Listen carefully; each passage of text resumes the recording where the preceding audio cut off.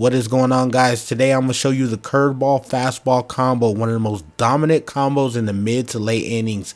All right, you can use it with your closer, you can use it with your middle relief. So let's get into it, and I'll show you guys how to pull off this deadly combo. Okay, guys, one thing I want to stress to you guys is this pitch really only, the combo pitch usually only works when there's one strike already on it. I mean, you can use it to get two strikes on them, but then you don't have a payoff pitch. But with the fastball, I want you guys to focus on staying around the black or above the black. That way it looks like a ball if you're throwing the curveball high, or when they think it's a curveball and it's actually a fastball, they'll swing right through it. So you throw it high because that's the breaking point of the curveball, so the pitch is actually disguised. Throwing a high fastball actually looks like a curveball at the beginning, but then they end up swinging too late or they get buckled, and that's how you get the strike on them. And a lot of people get stunned by that. So when we go on to the curveball is a little bit different on how you could approach it. It's actually more simple. You could stay midway point, and staying midway point, what it does for you is you get that one hopper in the dirt. They'll swing through it because it looks just like a high fastball that's going to be a strike, and they'll end up swinging through it. The only thing I stress to you is if you do this, make sure that there's either two outs or there's a guy maybe just on first, because if that ball does get past the catcher on that one hop, they will advance bases, and actually they can get to first on the pass ball.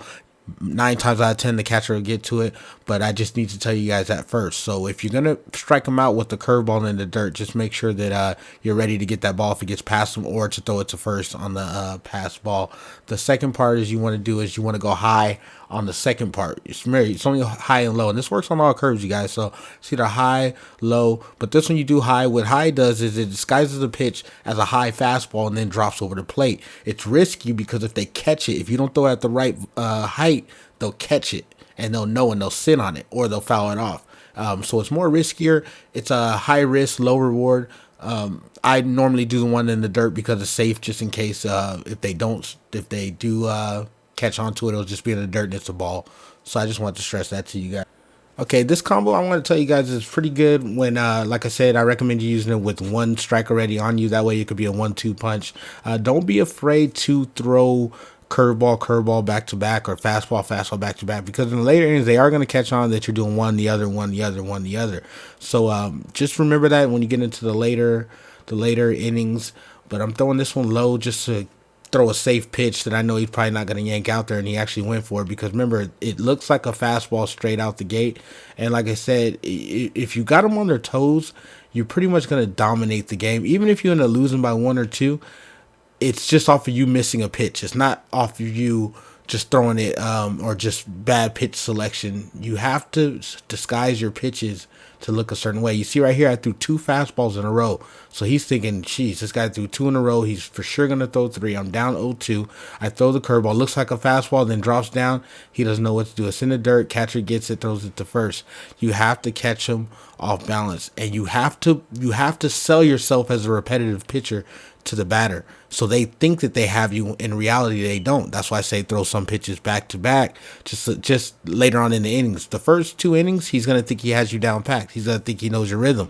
Now when you throw that in there, you're all good. I also want to stress, remember I told you, this is good in the later rounds. And if you already have a 2-pitch combo, like a fastball slider, something like that, you can throw that curveball in later on in the 4th, 5th inning, just as a sequence, just to throw them off guard, because they thought they had you down with the fastball slider, this and that. It could be the fastball changeup. That curveball, it just has them on their toes the whole way now, because now they're like, I don't know what he's going to throw. And one thing about a batter is it's a guessing game when you bat. I can play MLB The Show right now and tell you, okay, 0-2 count, you threw this, you threw that, these innings, I believe you're going to do that. And I play the odds, and I'll sit there. I don't mind strikeout looking, because I want my pitch.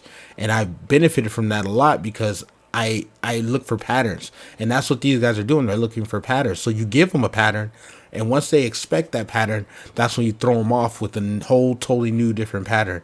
And I think that's the biggest part about it. But that's my tutorial, you guys. It's Urban Gamer. Thanks.